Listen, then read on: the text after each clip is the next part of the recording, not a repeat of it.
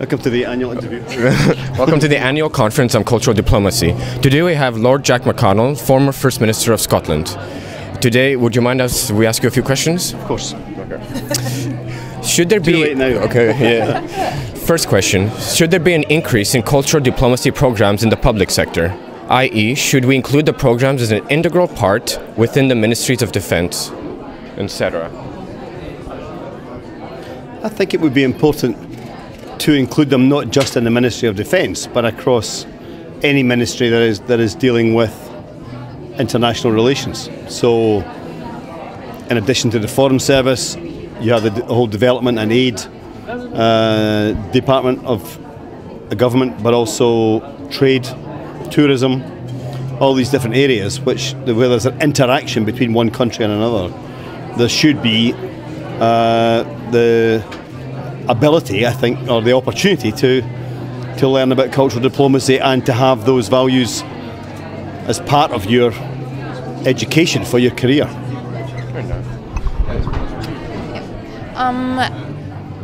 Do you share our idea that cultural diplomacy programs can reduce the likelihood of war?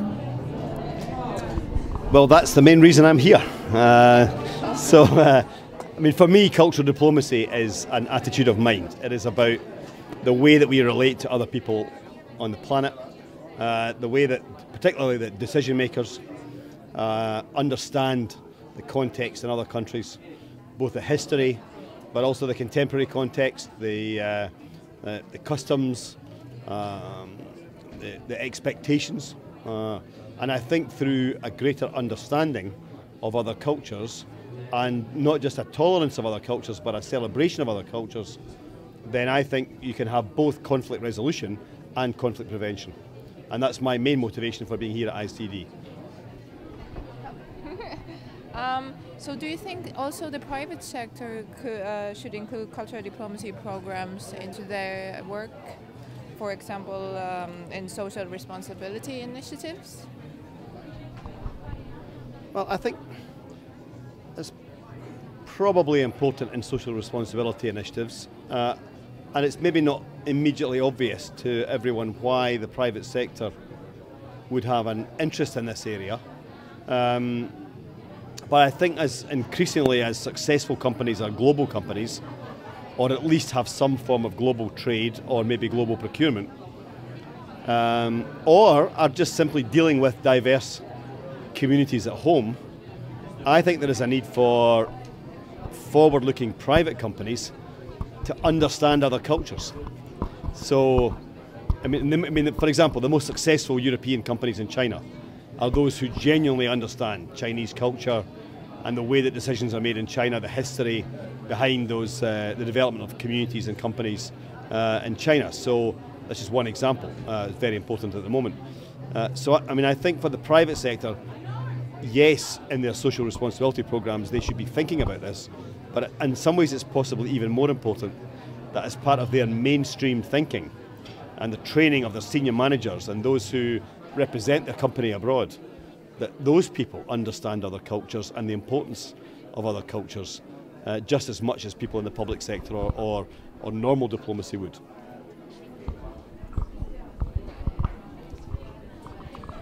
Do you think cultural diplomacy would be best served if the Foreign Ministry or the Ministry of Culture were to create a department entirely devoted to this concept? My own view would be best located in the Foreign Service, because ultimately that's where relations are most influenced, and most other departments in a government will look to the Foreign Service for guidance on the relationship with a particular country. Even in departments that have a lot of, or ministries that have a lot of work abroad, whether that be the Ministry of Trade or the Ministry for International Development and Aid, or Ministry for Tourism, or the Ministry of Defence, those departments will take their political and to some extent cultural lead from the diplomats in the Foreign Service. So I would say that cultural diplomacy should be an integral part of the work of the Foreign Service, but in carrying out that work, they should be trying to influence in other departments and mainstream that across the work of government. Lord McConnell, this question has to do actually with the UK. Can you please explain the Scottish position on remaining within the UK? Can you elaborate on the reasons behind this? How would this affect Scotland's relationship with the EU? Well, this is a very topical issue in Scotland just now, and it's in some ways a very complex issue, but for me, a very straightforward issue. I supported all my adult life the idea that Scotland should have some home rule, some devolution of power to our elected parliament inside the United Kingdom. I think it makes sense on the islands of the United Kingdom for there to be a common government that looks after the common interests of all those who live there. And we now have so much shared history and such an integrated economy, for example, that I think that continues to make sense. But within the United Kingdom, it has been important to recognise that there are national identities that are very distinct, and ours is perhaps the most distinct, but there are others too. And so therefore home rule within the UK was, for me, always the best policy. It remains the best policy. And I think those who advocate independence, in my view, are turning the clock back. That what Scotland needs to do today is to relate more to the rest of the world, to be more outward looking, to be more open.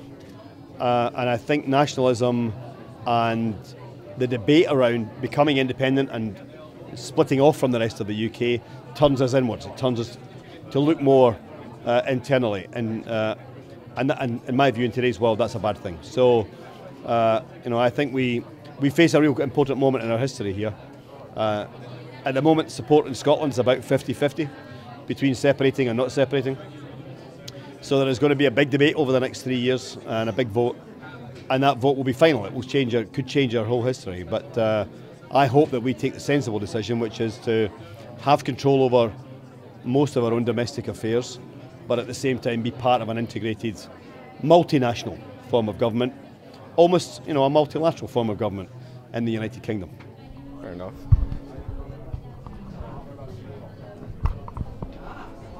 It's my turn. Bonjour. Bonjour. Regarding your recent presence in Congo, I would like to ask your opinion about the role that the African Union should have with regards to the electoral democratic process in African countries, and how can they facilitate this when so many African countries do not have democratic voting process themselves?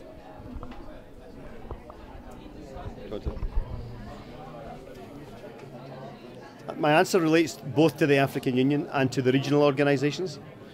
The regional organisations are not strong in every part of the continent. There's no real regional organisation for North Africa. The North African states really participate more maybe in the Arab League than in a North African association. And the regional organisation in Central Africa is weak, mainly because the states there are quite weak. But in West Africa and in East Africa and in Southern Africa, the regional organisations are, if anything, stronger than the African Union. So I suppose my answer really relates to those three regional organisations as well as the AU itself. And I think their role today is really important, and in the future is absolutely critical. To me, when I was in the Congo observing the election, it was good to be there from Europe, and I was very proud to be part of it, and I could see that local people appreciated us being there and providing some reassurance for them, some guidance for them sometimes, helping with their complaints, and afterwards hopefully an independent observation.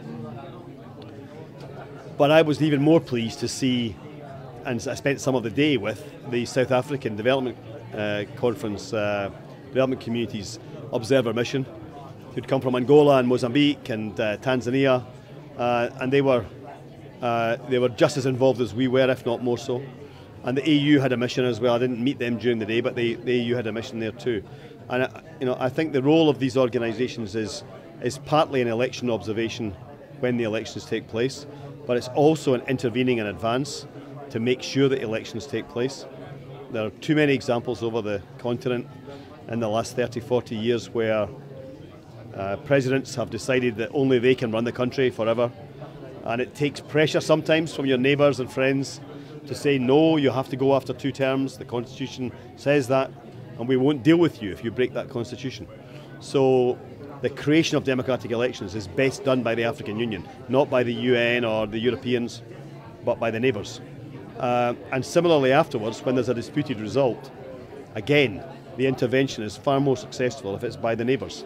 If the neighbours say, you lost the election and you have to go, as happened this year in the Ivory Coast, then I think that's much more powerful than it being seen as some intervention from the Northern Hemisphere. So I think at the moment this role for the EU, that's very different from its predecessor and it's been developing over the past 10 years, is a really good role, and it will change, is already changing the face of constitutional governance in Africa, in many countries.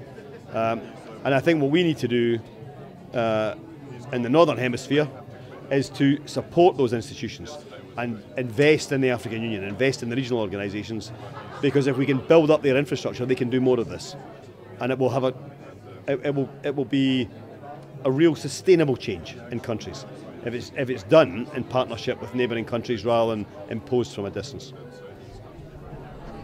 My last question will be regarding your speech. In your lecture yesterday, you mentioned something about that is not how much is reaped, but how much is sown.